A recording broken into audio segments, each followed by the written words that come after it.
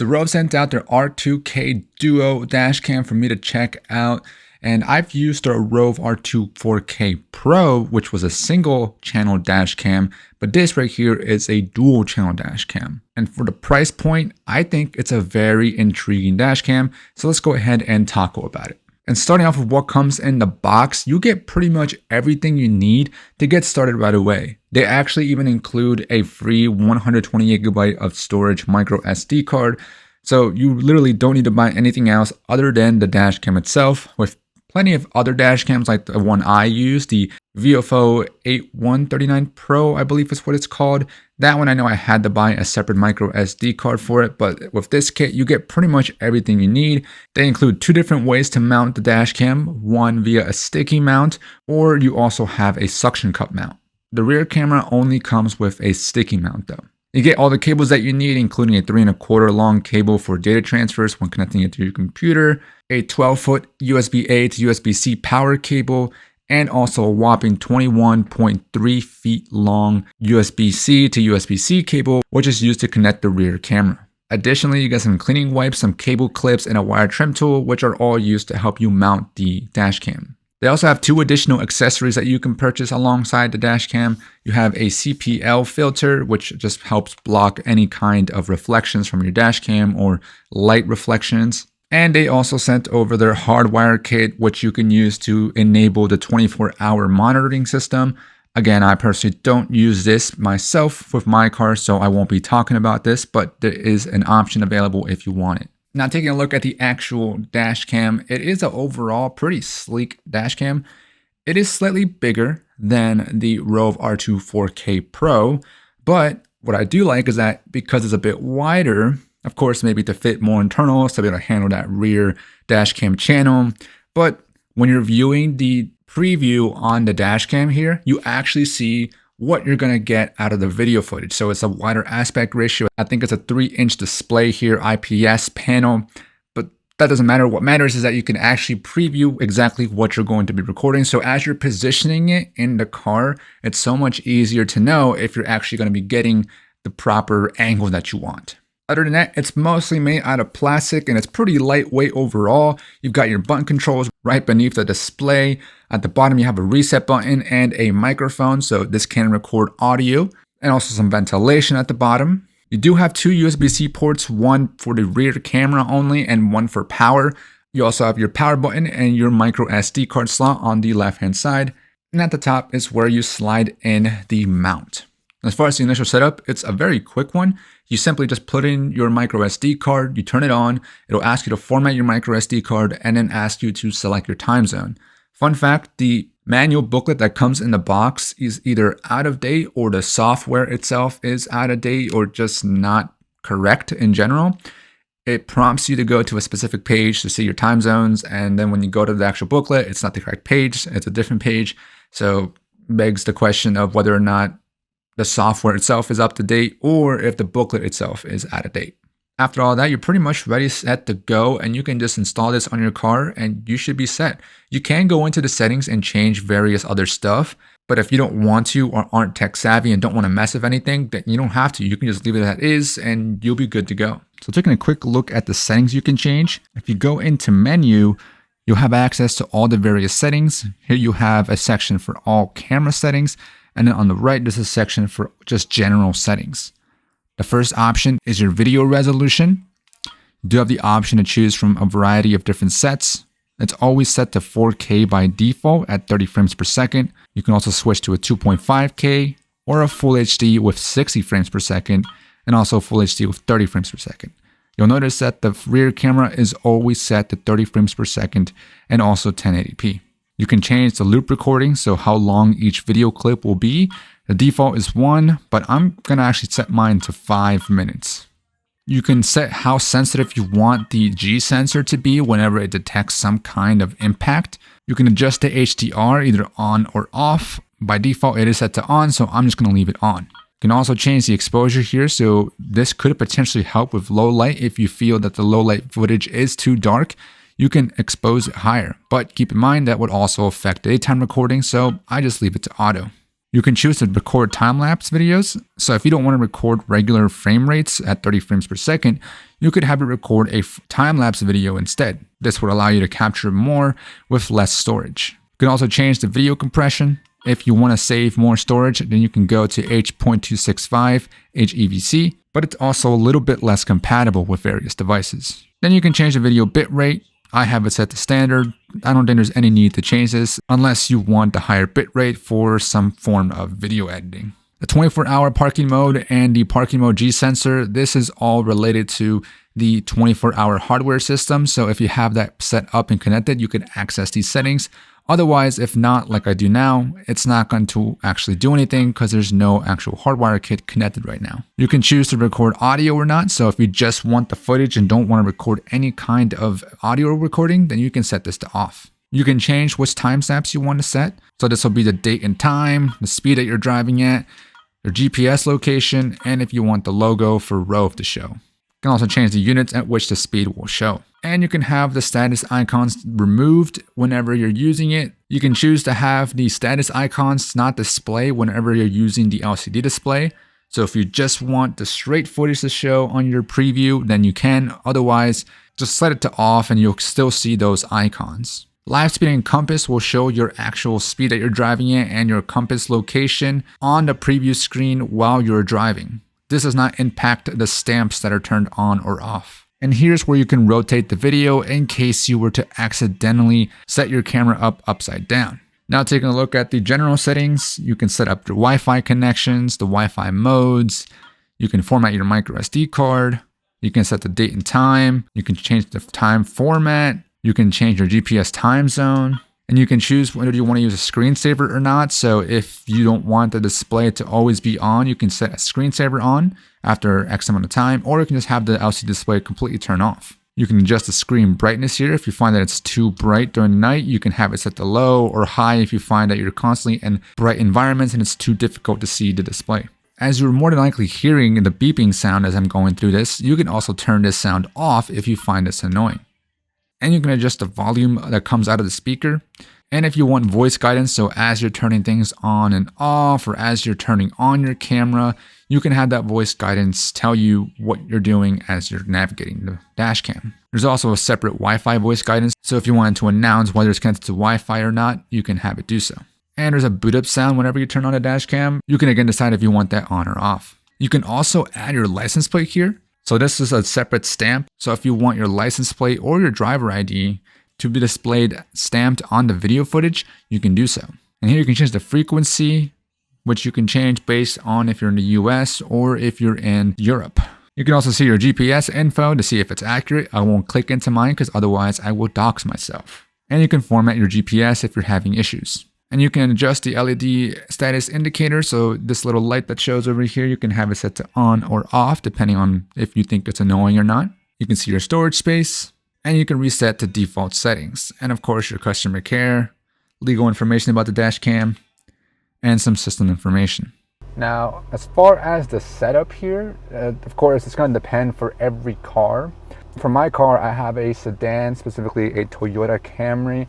And I also already have a dash cam installed, so my personal dash cam that I've been using for the last, I think almost a year now. So it is taking up the spot that I would normally want to put a dash cam, or ideally I should say. So I'll just go over some tips and tricks here and how I pretty much installed this particular dash cam. So let's go ahead and take a look at it. So of course, as mentioned, you do have the ability to use a sticky mount or a suction cup mount. In this case, I'm actually using the suction cup mount mainly because it is pretty easy to reuse. So this allows you to quickly take it off and on if you want to reposition it. But as you can see, I already have the mount added here.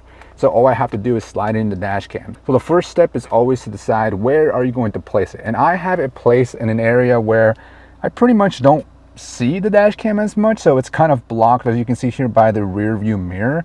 So I won't have, not necessarily easy access to it, but it won't block my field of view while I'm driving. Now, as far as cable management, I am being a little bit cheap right now. As in, I'm not really cable managing this particular dash cam, the Rove, mainly because, like I said, I have the VFO. But what I did here, ideally what I would do the same thing for the Rove, is I would cable manage, across your dashboard, make sure that it's in a good area, that it's not in the way, but also, it doesn't look like a mess. So as you can see down here is where I plug in.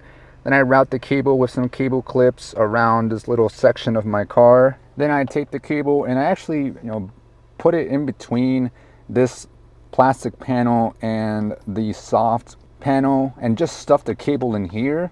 And then I route it around the door over there. So then to the point that it ends up coming up at the top there by the speaker.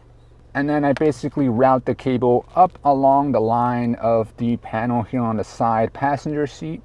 As you can see, I am using cable clips that aren't necessarily included with this packaging. You could buy additional cable clips to be able to route the cable. And then once I get to the top here, I use the panel trim tool to be able to stuff the cable up, round and above the main windshield. Eventually, as you can see here, I get the cable to arrive at the dash cam. So these cables would, pretty much plug into the Rove dash cam, same as how I have my VFO. And to install the dash cam here, like I said, you just gotta slide it in. I kind of put it in a difficult spot, mainly because it's kind of blocking it. So you can just turn this right here and then slide her in, just like so. And just like that, she's pretty much installed and ready to go. And you can adjust here the angle, but that's best done once you know where and what is being displayed on the dash cam there. And like I said, I have just been using a short cable just to temporarily be able to test out the Rove camera.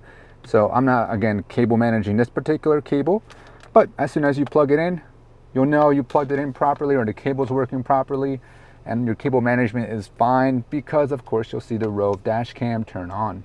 So here's then where you can go ahead and angle this as you please based on, what you want to capture. If it's not the right angle, then you won't capture what you need to capture. What I do like about this display is that it is wide enough to pretty much show you what exactly is going to be captured. So from the left to the right, you'll know exactly what the video will show when you export or when you move the files from the micro SD card. Now the next thing to do is now install the rear view camera.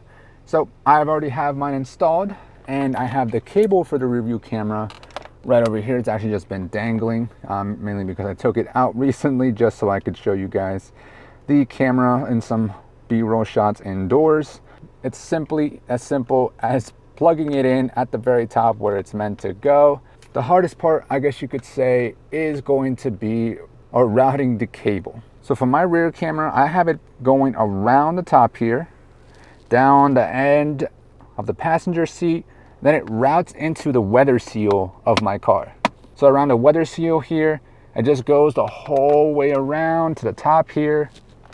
I then use the trim tool, wire tool to be able to then move this little piece, this little panel, and then move down to the passenger seat. So again, the back seat here, the wire is making its way across here, down over through the weather seal. And once again, I stuff it coming out from over here. You can maybe hopefully see the cable poking out from there. Then it just makes its way around the panel back here, and you can see here I have a ton of extra excess cable, and that's because the cable is very long, allowing you to make sure this fits into various sizes of cars. And then I have the cable route its way around the top panel here and eventually making its way plugging into the rear camera. And lastly, you'll know that the rear view camera is working as expected because you'll see a small preview of the rear view camera on the dash cam itself. So that's pretty much how I have the dash cam set up. Of course, like I said, it's going to depend from car to car, specifically because of the sizing and the different panels that you may have in your car. And it's just gonna take some time to figure out, and properly cable manage it. Just make sure that you're using cable clips, that you're using the electrostatic film if you're using the sticky mount, and just be careful not to break anything, obviously, in your car. And man, by the way, 80-degree weather in late October in the East Coast, I mean, I shouldn't be surprised, it's the East Coast, but man, is it hot out here, man. Sheesh. Now, after you've installed, you're pretty much done and ready to go. Again, you can go in and change the settings, but ideally, I think it's best to do that before you even plug it in or even mount it. But you also can use your phone to access the settings within the Dashcam. So that's something that's pretty cool. You do have the ability to download a Rove app, and you can pretty much access all the footage from the Dashcam and install it straight into your phone or download it straight into your phone. Or you can also go in and change the settings. You don't have any extra settings, so nothing is hidden behind the app itself. So anything that you can change within the app, you can also change on the Dashcam directly, which is also a good bonus, just mainly because there may be someone who's not tech savvy or someone who just hates downloading extra apps. Just comparing it to my VOFO, which is an even more expensive Dashcam, that has no display at all. It's all done through the application. Now talking about the actual video camera quality from the Rove Dashcam. Overall, I'd say it's good. It's not amazing or anything great, but it's also not the worst or terrible you could get out there.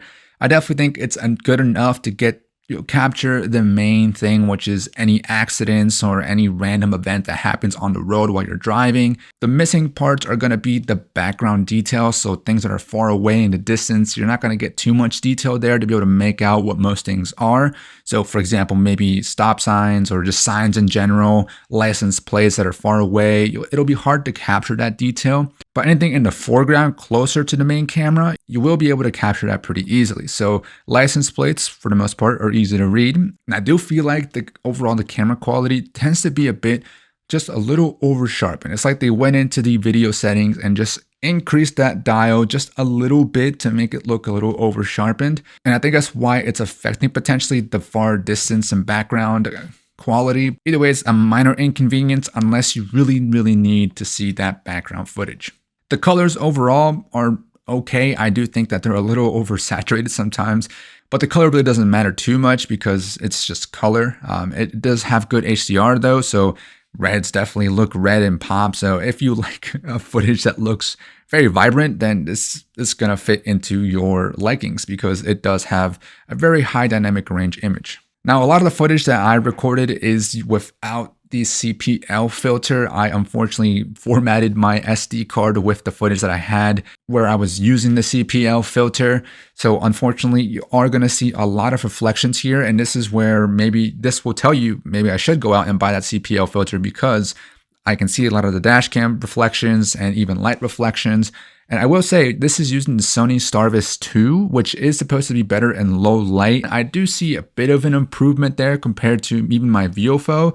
My VOFO, for some reason, was just either overexposing a lot of things or it was just lots of streaks, lots of orbs, especially when you're looking at neon lights. It definitely looked like it was just overexposing it. Although I will say I did notice a good amount of flickering on neon lights on the Rove. When it comes to low light and nighttime footage, the Rove does okay in low light dusk times. It almost sometimes even beats the VOFO, but once you get to complete darkness, the Rove just struggles big time. You can only really see in the areas that the headlights is illuminating. Anywhere else, it's pretty much pitch black. My VOFO definitely has a bit more exposure in low light situations, allowing it to see a lot more than just what the headlights are illuminating. So overall video quality, I definitely think it's good, but as you can see compared to my VOFO, definitely not great.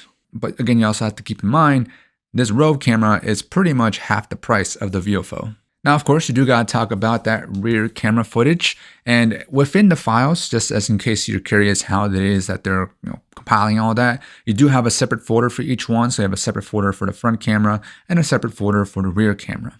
But as far as the video quality footage of the rear camera, it's definitely a lot worse. It is only a 1080p footage quality, and it's not that great, especially again compared to the VOFO. VOFO is also 1080p on the rear camera, but you can still see a bit of a difference here when it comes to the overall quality. And something I did notice is that my VOFO was even more overexposed with the rear camera. I'm not sure if that's because I have some of the settings changed. I need to go in and check. I feel like I might have adjusted the settings a while back and I just haven't gone in and changed it. But for some reason, my VOFO just had some areas super overexposed, especially in the bright mornings. It looked pretty bad to the point that you can't even make out what's going on. other than just the main road. I also noticed that the Rove's rear camera does have an issue sometimes with the white balance, especially when the sun is directly hitting the rear view camera. It just gets very warm, and then I don't know where it gets cooler again once the sun is no longer hitting the camera directly. So overall in the end, the camera quality definitely just a little over sharpened, and colors are vibrant, but the details for stuff that's far away in the distance, in the background, it's going to be a hard miss. So overall, the Rove R2-4K Dual dash cam is a solid purchase in my opinion, especially right now looking at the Amazon listing. Supposedly the MSRP is $199.99, so $200. But right now it's on sale for $149.99. Plus you can get an additional coupon for $40 off, so you can get this for $110. And I think that's a pretty good purchase. I remember I purchased my VFO for I think roughly $200 to $250. So again, this is nearly half the price of that VFO, and it's also a dual channel camera. And this, in my opinion, will get the job done for 95% of people. If you want the highest quality camera, you might want to consider the VFO. But other than that, for someone who just wants the peace of mind of capturing something in case something were to happen, this would suffice in my opinion. So I would definitely recommend this for those who are looking for a dual channel dash cam that will get the job done for a reasonable price. So with that being said, hopefully this video was helpful. Hopefully you guys enjoyed, and peace.